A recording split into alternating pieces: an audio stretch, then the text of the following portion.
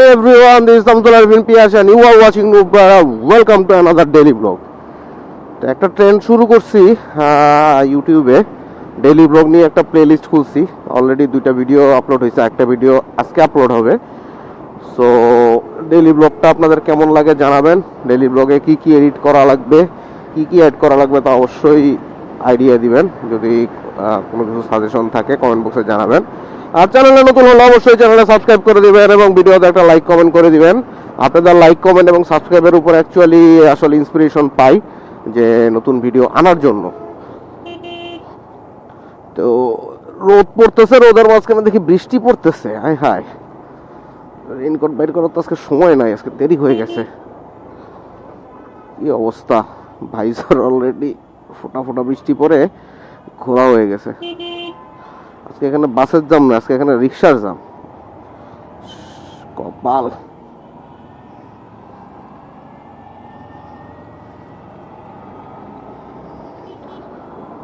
ও এই রোডটা আসলে এত বেশি অটো চলে, রোডটা একটু প্যারাদায়ক হয়ে গেছে ইদানিং।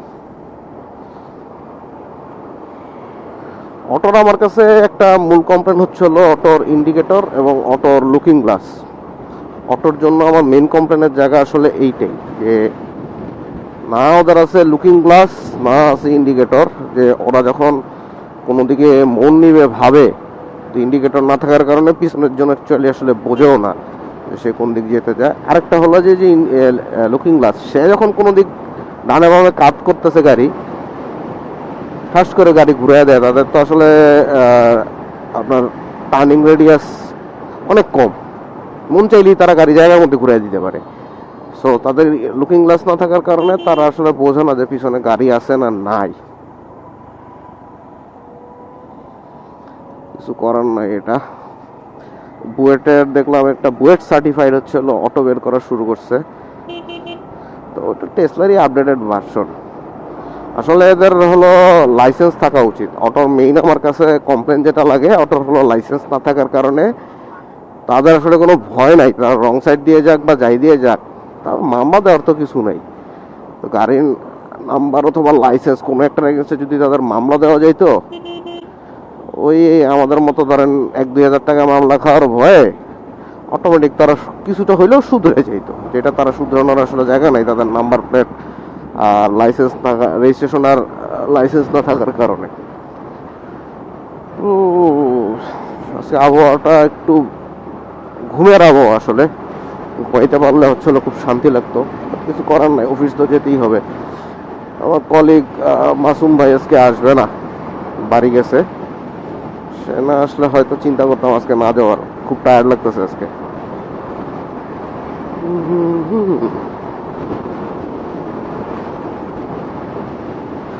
পিছনে এসএফ ভাই আছে, ভাই ভালোই আসতেছে ট্রেনে।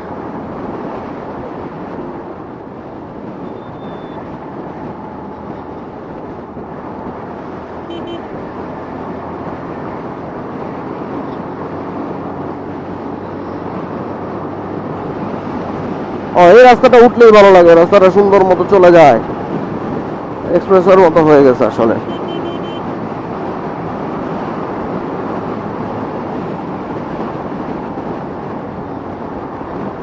এক্সপ্রেসের মতো হয়ে যাওয়ার কারণে এই রাস্তাটা, আগে সাইনবোর্ডের এই জায়গাটা পার হতেই আমার 1-2-3-4 মিনিট লেগে যেত।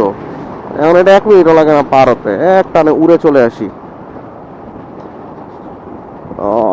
রাস্তা ভালো, আর আসলে এটা একটা সুবিধা, রাস্তা ভালো হইলে সময় লাগে না। অলরেডি টাইমের থেকে প্রায় 2 মিনিট করে আগে আছি, যেই টাইমে আসলে প্রতিদিন যাই। দেখা যাক কতটুকু কি আগাইতে পারি। লরি ঘুরাচ্ছে এখানে, এক লাইন ছাড়া যাওয়ার উপায় নাই।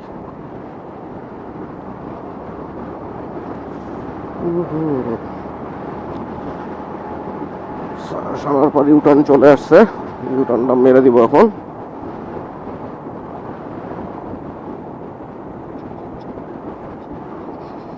এসএফ ভাই চলে আসছে।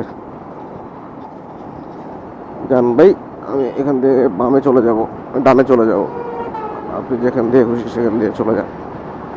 আপনার সাথে আমার কোনো রেস নাই, রাস্তায় রেস করাটা উচিত না। যতটুকু তাড়াহুড়ায় চালাই। ও ও রেস করব কিভাবে? রেস করার ইচ্ছা থাকলেও সম্ভব না। 250 250 হলে রেস করা কোনো অকাদের বাইরে আমার। এটা চলে আসছে অলমোস্ট অলমোস্ট। এখান থেকে ডান দিয়ে ঢুকে যাব। ঢুকে গেলেই একটা সুন্দর রাস্তা উঠে যাবো। হ্যাঁ, টাইমের অনেক আগে আছি। ইউটার্নে হচ্ছিল 8:15-তে থাকতে হয় আমার। আজকে ইউটার্ন পার হয়ে এই রোডে ঢুকে গেছি 8:14 বাজে, এখনো 15ই বাজে নাই। সো টাইমের যথেষ্ট আগেই আছি। টাইম নিয়ে কোনো আজকে প্যারা হওয়ার কথা, যদি ইপিজেডের বাইরে একটা জামে পড়ি অথবা পোলে একটা জামে পড়ি।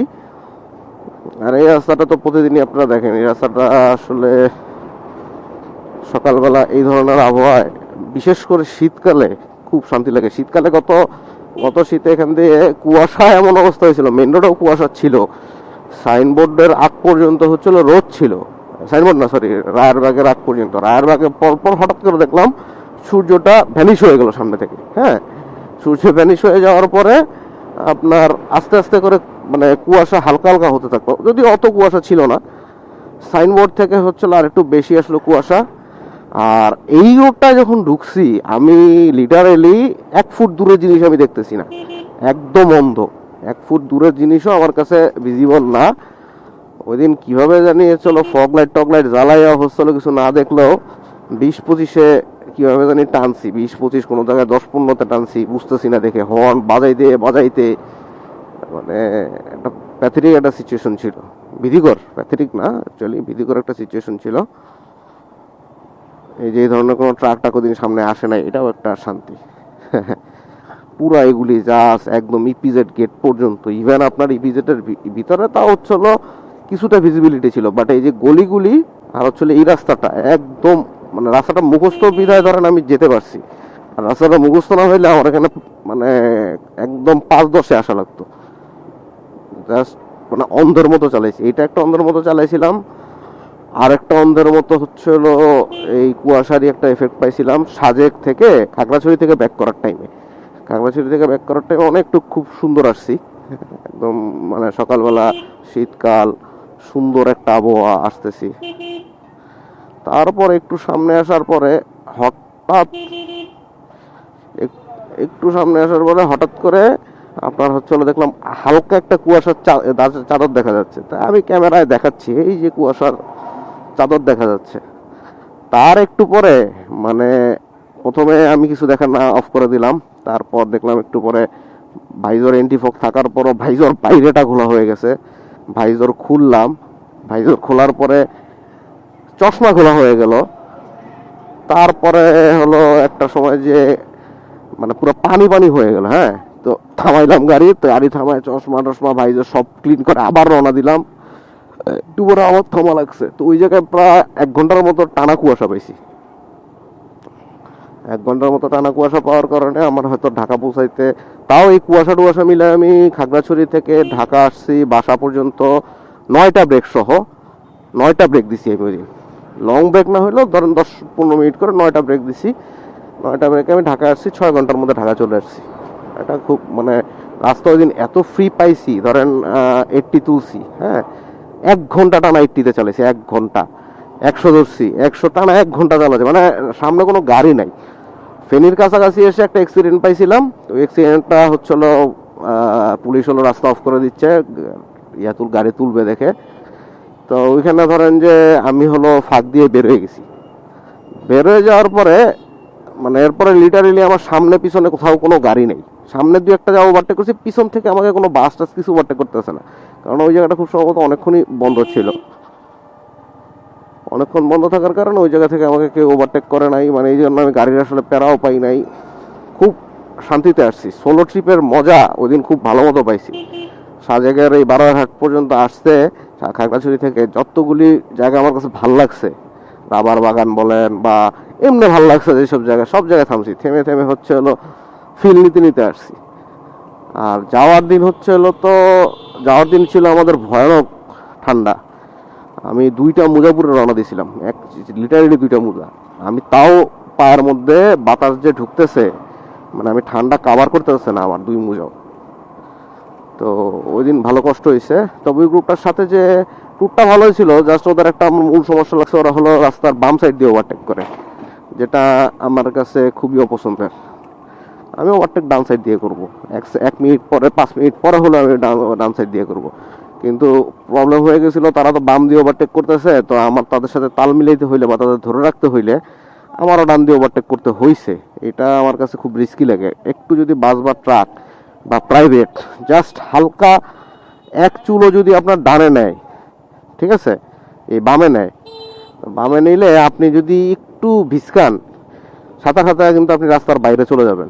সো আমার কাছে এই জন্য বাম দিয়ে ওভারটেক করাটা আমার কাছে রিকমেন্ডেড না। তবে আমরা করি অনেক সময় ঢাকা চিটাগাং হাইওয়েতে, অনেক সময় প্রয়োজনের খাতিরে ডান বাম দুটা মিলেই করি।